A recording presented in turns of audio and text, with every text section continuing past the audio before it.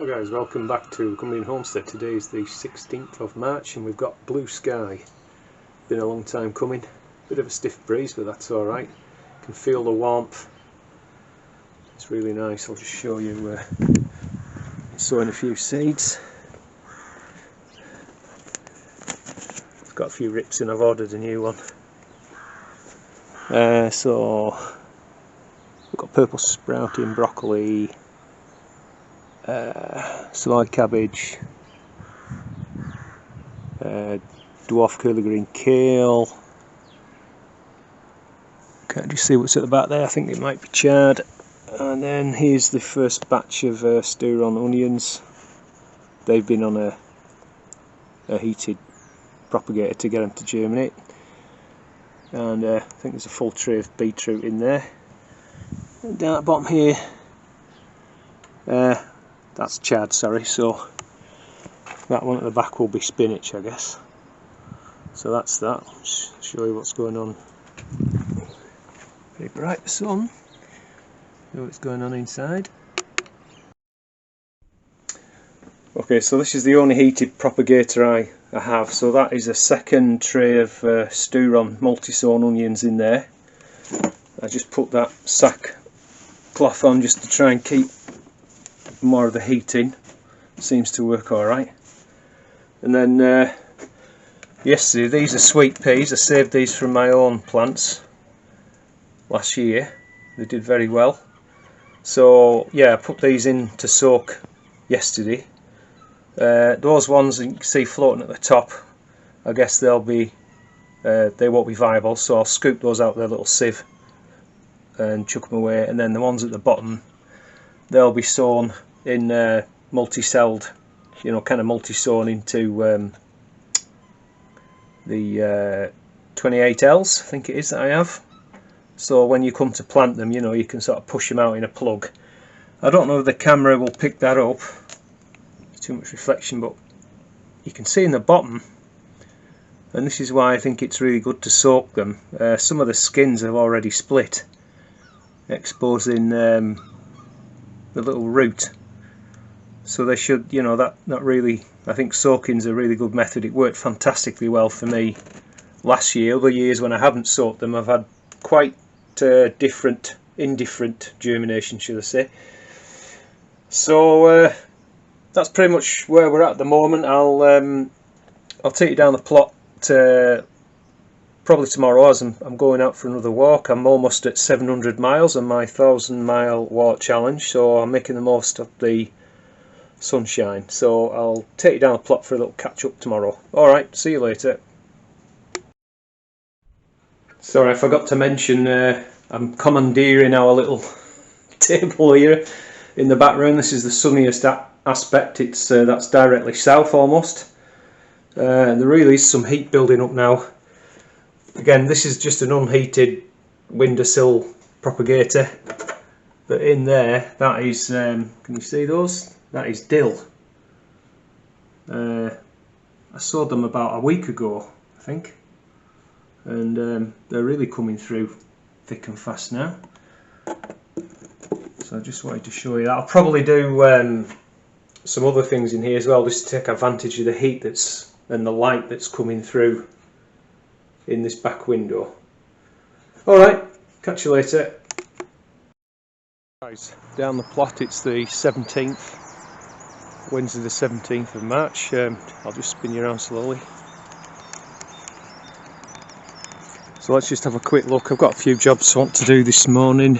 I've already been doing a few things up at home, but I want to just go through these overwintering lettuce.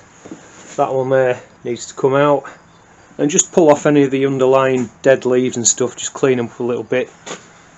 This one here, for example, doesn't look brilliant, so just clean those through. You can see the chrysanthemums are actively growing, so just keep watering those. They're all fine. Water those. Been trying to use up more of the beetroot, but I've got that much of it. I'm trying to give it away. People avoid me when I ask them if they want any beetroot.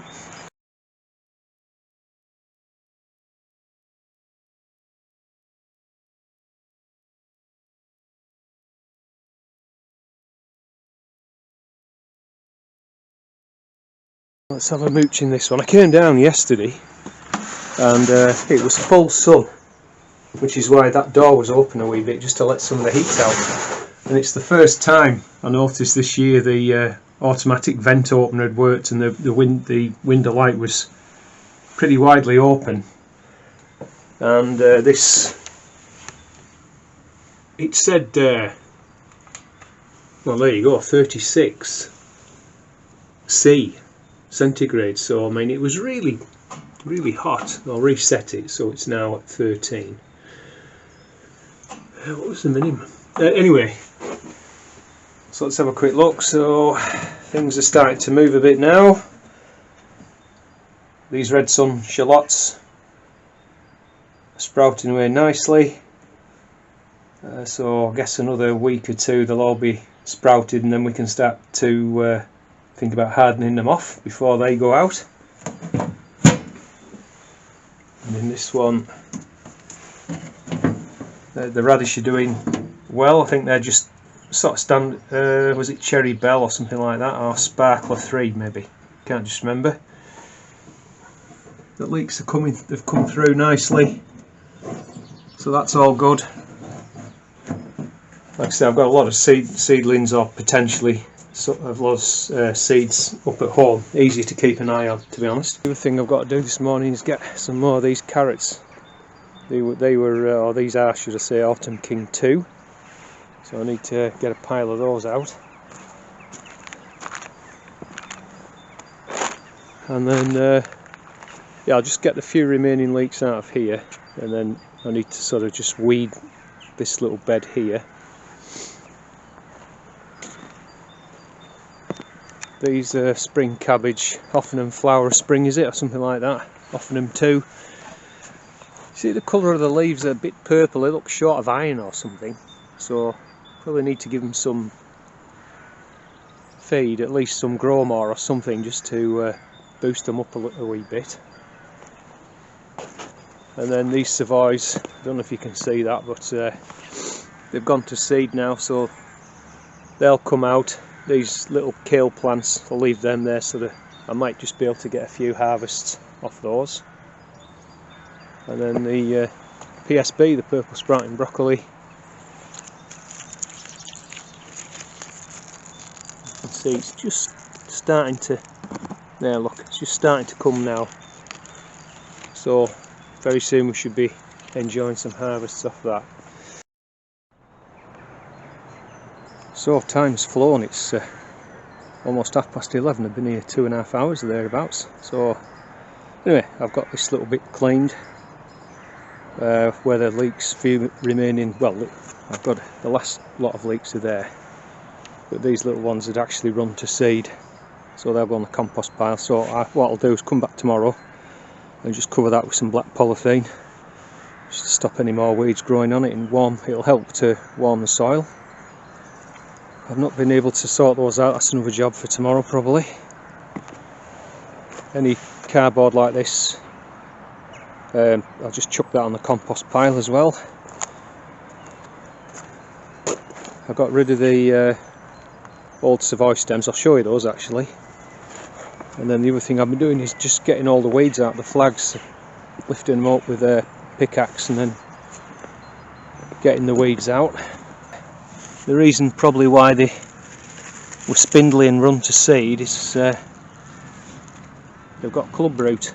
You can see that the roots are all rotten. And just trying to find a better example. Maybe this one. I don't know if you can see how the roots there are kind of, it's not a particularly good example, but they're swollen. They shouldn't be like that. So that's the reason that they've not done well. They've bolted, they've gone to seed.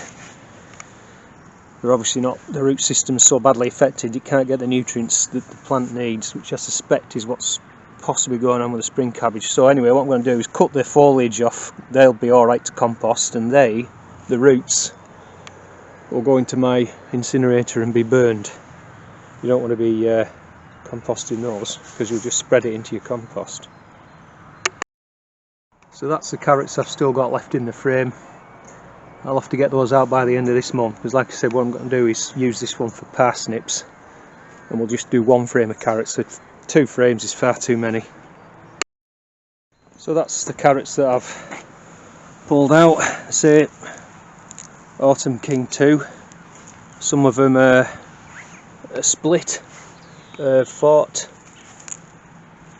but those I'll just give to my neighbour for his poultry. He'll peck away at them and enjoy them. Others like this, perfectly edible. So like I said, I'm in a happy position. I've got that many, I can just cherry pick and take the best really. This is I went through the lettuces in the greenhouse, pulled all the useless, but the sort of dying leaves off from underneath. Don't know whether that's coming across on the camera, but there's quite a lot of aphids as well. So probably have to get in with some soapy water with the flit sprayer or something anyway, and give them a spray of soapy water and just try to keep those under control. But they're fine to compost. Now, while I was doing some weeding, I was just thinking, anybody who might be new to gardening, especially allotment gardening, not familiar with what I'd advise is get familiar with weeds and know the difference between annual weeds and perennial weeds. So perennial weeds, you know, like the familiar dandelion, obviously you can, by the leaf shape, if it's flowering, by the yellow flower. But the idea is that if that root system is full of, it's a nutrient store basically, so if you just cut the top off, those roots will still be alive and they'll keep pushing up new leaves. The leaves will photosynthesize and send energy back down into the root, so it's perpetuating. So, you know, to get rid of them, you need to really dig the whole thing out. These are just annual grass. Oh sorry, there wasn't a perennial weed in there, this one, creeping buttercup. You know, that can be a really pernicious weed. Again, it's like sends out trailing stems that then have like another little plant that'll anchor itself, and that'll send out a trailing stem, and they can become really quite invasive. But I'd say annuals, you know, that's a type of looks like what's known as fireweed. So I mean, like that there's a little primula come from, so I could pop that up, but if it's something you don't want, then I would class it as a weed, just get rid of it. So yeah, my advice would be to spend some time, familiarise yourself with weeds. You know, the thing about annual weed is not to let it go to seed. If it goes to seed, what's the saying? 1 year's seed, 7 years weed. So that's the thing with those. I say with perennials, you want to dig the whole thing out. So yeah, do familiarise yourself, get to know. There's plenty of information online, or ask a fellow plot holder. I've been here nearly 24 years now, and I've seen so many people come and go that made assumptions basically, and the next thing, the garden got on top of them and they got fed up. So, and they left, you know, and so many people I've seen come and go like that. The thing is, like you can see this one here, is to cover up what you're not going to dig. Make life easy for yourself. Covered up like that, it won't get weedy. You know, just work the bit that you can manage. And here's the name's gone now. You know what it is.